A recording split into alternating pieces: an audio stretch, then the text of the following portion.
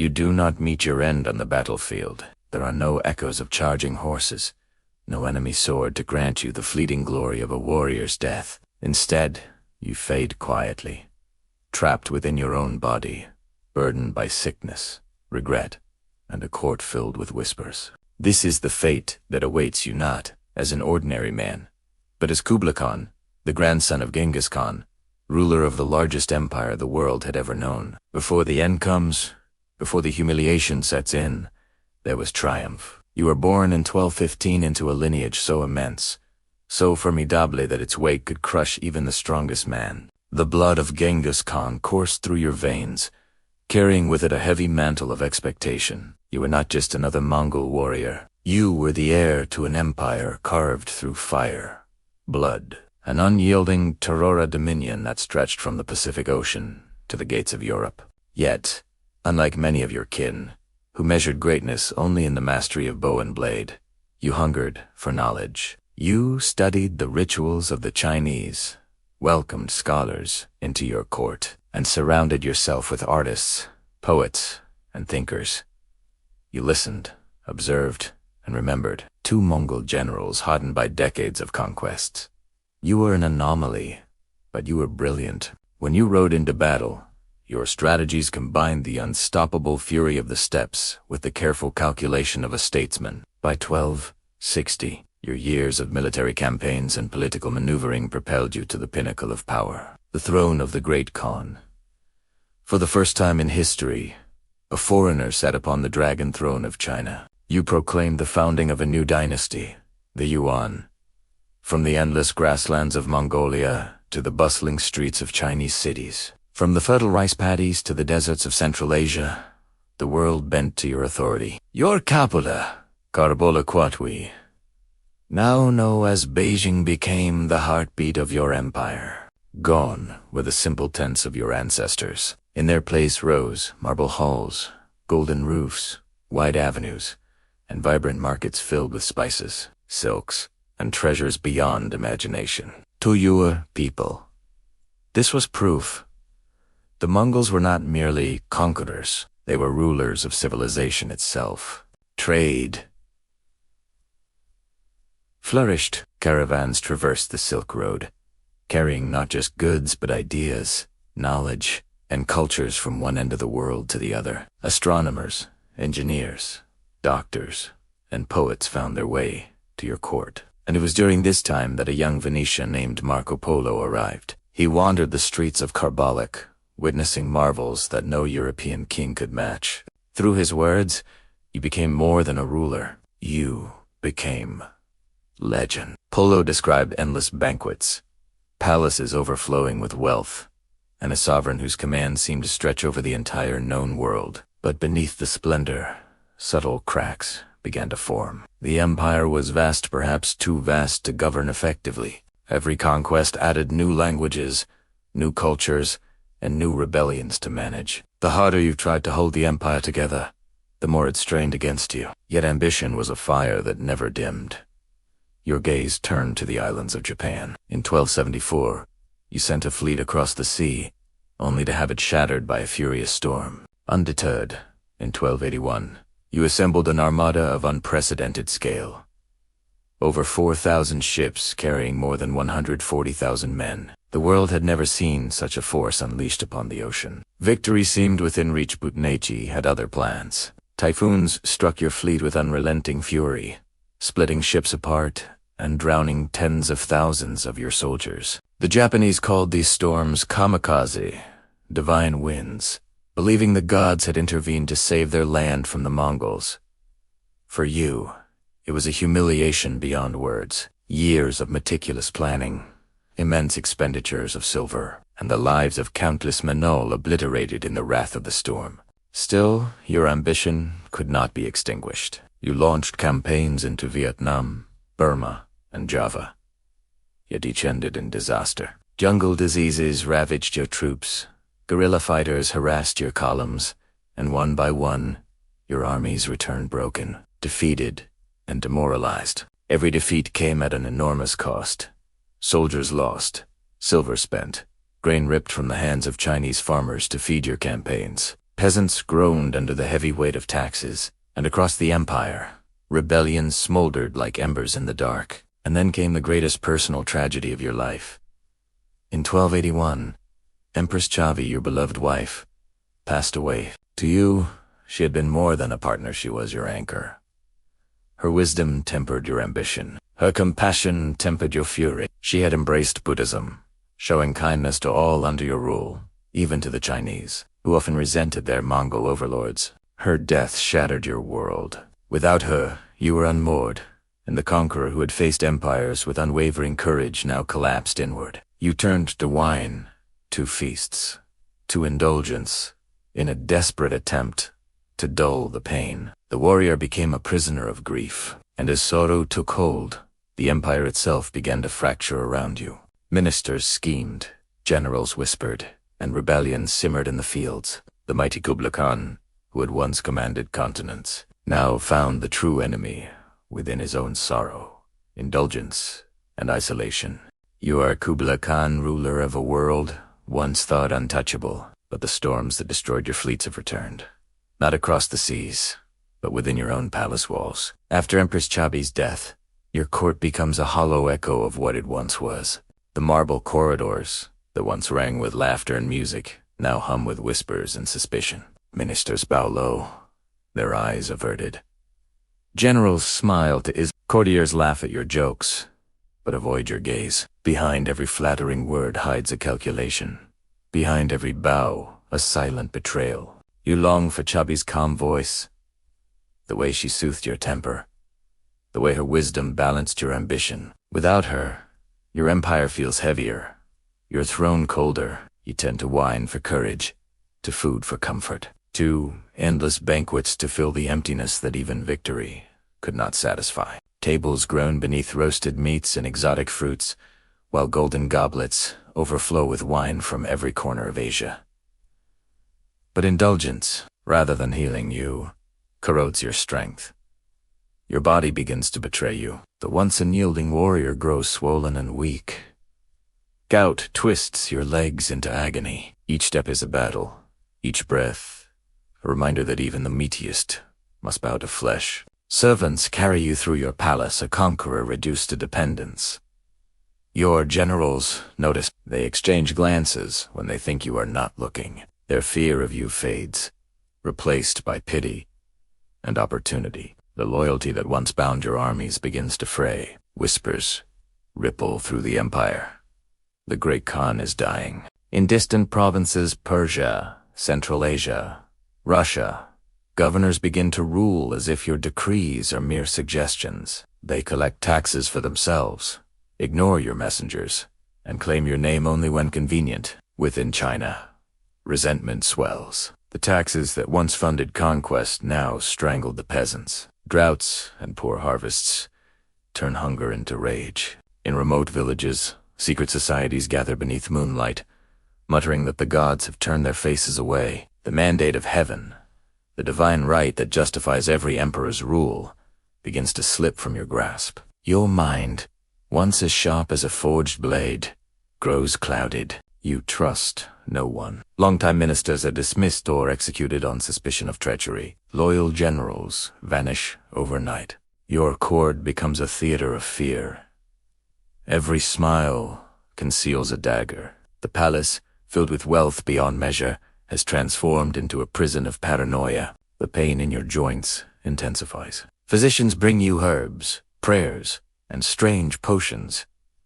None of them work. Your nights are long and sleepless. You lie awake, haunted by the ghosts of your past, the thunder of hooves on distant battlefields, the laughter of your wife, the screams of the conquered, even as your body weakens.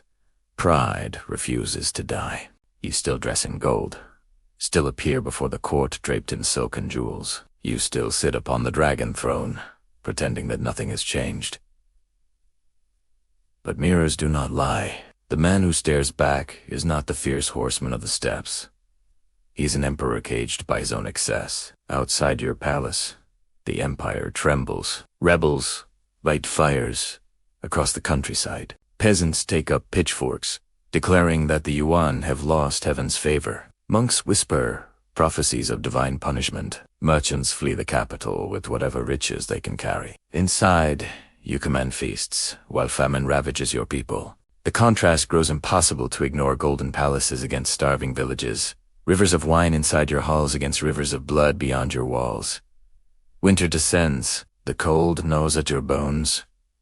Each day you rise later. Each night you sink deeper into exhaustion. Your doctors plead for rest, but your pride will not allow it. The empire must see its ruler strong, even if that strength is an illusion. Still, in the silence of your chamber, you sense the truth. The Mongol roar that once echoed across continents has faded to a whisper. The great machine of conquest has stalled, its gears grinding under the weight of corruption and decay. And within you, something deeper crumbles. The certainty that had once driven you. The unstoppable will of Kublai Khan falters. You begin to wonder if this was how all great empires end. Not with a final battle, but with slow, suffocating decline. The empire outside mirrors the body within, vast, proud, and dying from the inside out. You lie awake at night, the pain in your limbs unbearable, the ache in your heart worse still. In those moments, you remember the young man who once dreamed of uniting the world and realize he has long since vanished.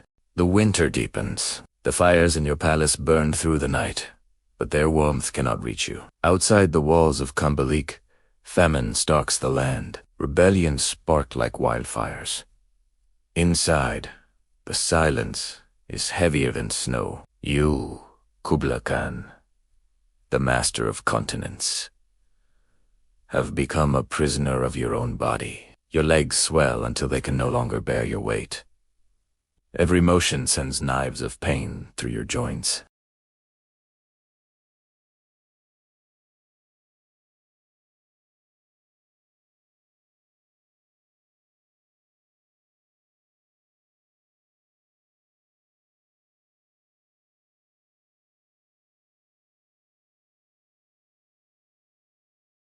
The bronze gleam of your reflection no longer frightens courtiers. It frightens you. For the first time, you see what all rulers must one day confront, that even greatness can rot. Your physicians crowd around you with remedies from every corner of the empire. Chinese herbs, Tibetan charms, Mongol tonics, Persian prayers, none work.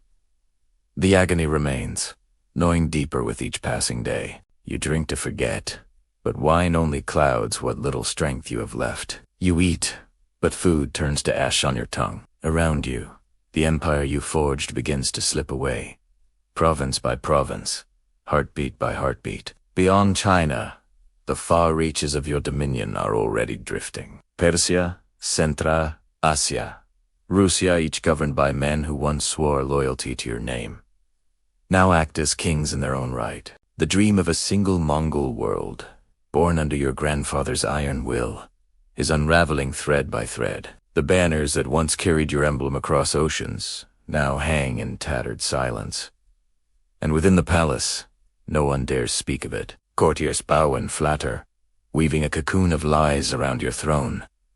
Ministers insist that all is well. They smile, knowing that to speak truth is to invite death. Even the smell of decay that clings to your chamber cannot pierce the illusion. The great Khan, they whisper, will recover. The empire will endure.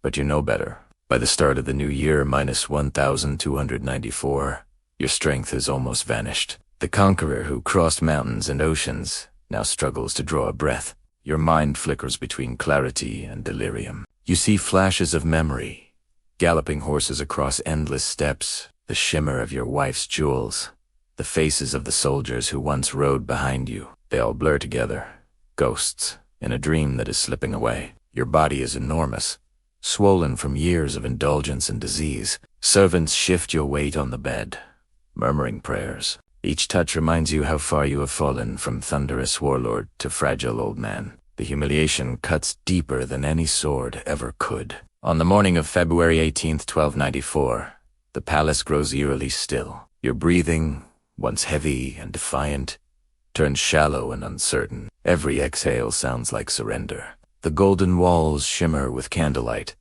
and somewhere, Far away, the drums of rebellion echo like distant thunder. At 78, an age rare among men of your world, you finally let go. There are no shouts of victory, no cries of mourning that can reach you.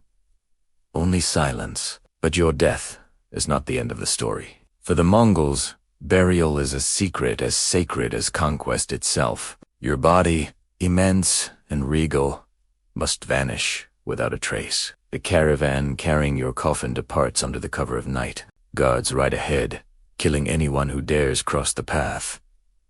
Animals that wander near are slain. The procession moves through forests and over mountains, its direction known to only a few. Some whisper that you rest near the sacred Birken-Kalden Mountains beside your grandfather. Others claim a vast underground chamber was built, a hidden tomb filled with treasure, weapons, and relics to accompany you into eternity. No witness survives to tell the truth. Your resting place disappears into legend, just as your empire begins to fade from reality. In the capital, your son Timur Khan ascends the throne.